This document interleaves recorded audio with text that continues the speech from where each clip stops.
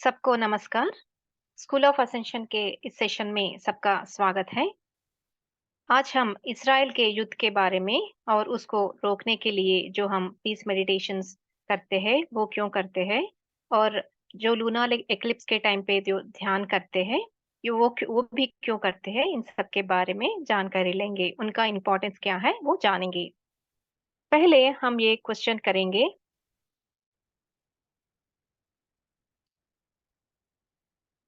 पहले हम ये क्वेश्चन करेंगे कि युद्ध क्यों होता है? इससे किसको लाभ मिलता है? क्योंकि यहाँ पे सफरिंग तो पूरा ह्यूमैनिटी को होता है, तो फ़ायदा किसको हो रहा है? ये फिज़िकल वॉरफेयर या बायोलॉजिकल वॉरफेयर या इकोनॉमिक सैंक्शंस, युद्ध अनेक तरीके से होता है। इस तरह से बहुत अनेक रूप से। रशिया और यूक्रेन के बीच युद्ध शुरू हुआ था। ये डर था कि ये वर्ल्ड वॉर 3 में बदल ना जाए, क्योंकि हर एक देश अपना-अपना साइड लेना शुरू कर दिया था। लेकिन बहुत से देश इस युद्ध से बहुत सफ़र कर चुके और धीरे से अपने आप को उससे डिस्टेंस करना शुरू कर दिए। अभी तो मिडल ईस्ट में शुरू हुआ है। पहले कोरोना से पूरा दुनिया अस्त-व्यस्त हो गया था। धीरे से लोग उसके इफ़ेक्ट से बाहर निकलने रहे थे कि रशिया-यूक्रेन युद्ध शुरू हो गया। कोरोना के टाइम पे बहुत सारा नेगेटिव एनर्जी या लूश एनर्जी भी कह सकते हैं जिसको उसको रिलीज़ किया गया था। जब ये लूश एनर्जी क्रिएट होता है, तब बहुत से लोग जो असेंशन के बारे में जानते हैं, लेकिन असेंशन के मार्ग में जाना या 3D के एनर्जीज़ में ही रहना, इसके कन्फ्यूज़न में रह जाते हैं। वो फ़ियर मॉन्गरिंग की वजह से। ये युद्ध में भी इसी ही तरह हो रहा है।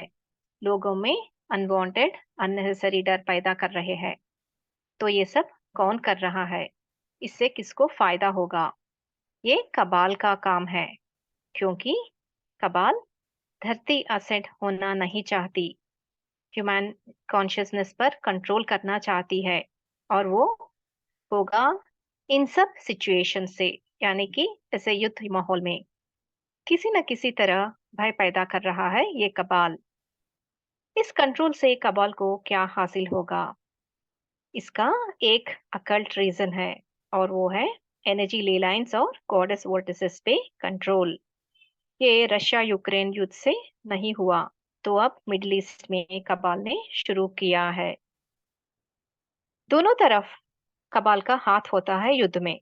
दोनों देशों पे कबाल का हाथ होता है और वो भी मिडिल ईस्ट में सीरियन गॉडेस वोर्टेक्स है, जो एक महत्वपूर्ण एनर्जी पॉइंट है प्लैनेटरी एनर्जी ग्रिड में। जो भी उसको कंट्रोल करता है, वो मेजॉरिटी एनर्जी ले लाइन सिस्टम इस धरती पर कंट्रोल कर सकते हैं। और जो ये एनर्जी ले लाइन सिस्टम को कंट्रोल करते हैं, वो ग्लोबल ह्यूमन कॉन्शियसनेस को कंट्रोल करते हैं। तो ये खेल असल में एनर्जी ले लाइंस और गॉडेस वर्टिसेस कंट्रोल करने का है। 2025 में पोर्टल खुल रहा है गैलेक्टिक असेंशन के लिए। इसके बारे में बहुत कम लोग जानते हैं, लेकिन अब टाइम आ गया बहुत से लोग जानने के लिए।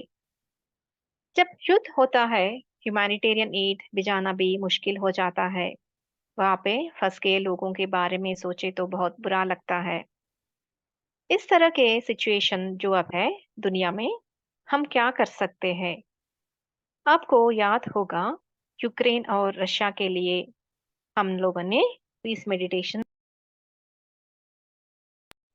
किया था और वो वर्ल्ड वॉर में नहीं बदला। इसी तरह हमें इस युद्ध गल्फ के में जो युद्ध हो रहा है, इसके लिए भी पीस मेडिटेशंस करना जरूरी है। हम किसी को इन्फ्लुएंस नहीं कर सकते डायरेक्टली युद्ध को रोकने के लिए, लेकिन इससे ज़्यादा पावरफुल काम है कर सकते हैं हम, और वो है उस एरिया को पीस एनर्जीज़ भेज के हमारे सामूहिक मेडिटेशंस में हम विजुअलाइज़ेशन से वहां पे goddess energies, divine feminine energies भेज सकते हैं और वहाँ के सभी लोगों को एड मिला और वहाँ का सिचुएशन पीसफुल तरीके से सेटल हुआ, ऐसा विजुअलाइजेशन करके वहाँ पे हीलिंग एनर्जीज भेज के वहाँ के लोगों के घाव, वो आइदर इमोशनल हो या मेंटल या फिजिकल जो भी हो, उसको थोड़ा हद तक हम हील कर सकते हैं। ये हम करेंगे तो लाइट अपना काम करेगा। इस तरह से हमें लाइट की मदद करना है। हमारे स्पिरिचुअल जर्नी में प्लैनेट को हील करने का इच्छा एक बहुत बड़ा स्टेप है। इन पीस मेडिटेशंस करने से हम भी अपने आध्यात्मिक मार्ग में आगे जाएंगे। अभी light forces secret bio labs को निकालने में जुटे हैं। इनको इवेंट के पहले हार्मलेस तरीके से निकालना है। ये सब ट्रांसफॉर्मेशन कठिन है लेकिन जरूरी है। हम अपने पर्सनल लेवल पे भी ये देख रहे हैं। एक्चुअली आर्मागेडन का एक प्रोफेसी है जो कहता है कि दुनिया का अंत हो जाएगा, और इस प्रोफेसी को मैनिफेस्ट करने के लिए कबाल ट्राई कर रहा है, लेकिन हम ऐसा नहीं होने देंगे। अब जो लूनर एक्लिप्स के टाइम पे जो मेडिटेशन होगा, उसमें हमें पार्टिसिपेट करना है। उस एनर्जी का यूटिलाइज करके जो हमारा डिजायर है, वो शांति और प्रेम को धरती पर लाने का, उसको हमें मैनिफेस्ट करना है। जो भी वॉर, हेट्रेड, किलिंग्स, टेररिज्म जो हमें और प्रकाश को सर्व नहीं करता, उसको निकालना है धरती से। इस टाइम पे यूनिवर्सल एनर्जी से अलाइन होके हमारे यानी हम सबके जिंदगी में पॉजिटिव मोमेंटम जो प्रकाश से भरपूर है, वो मैनिफेस्ट हम कर सकते हैं।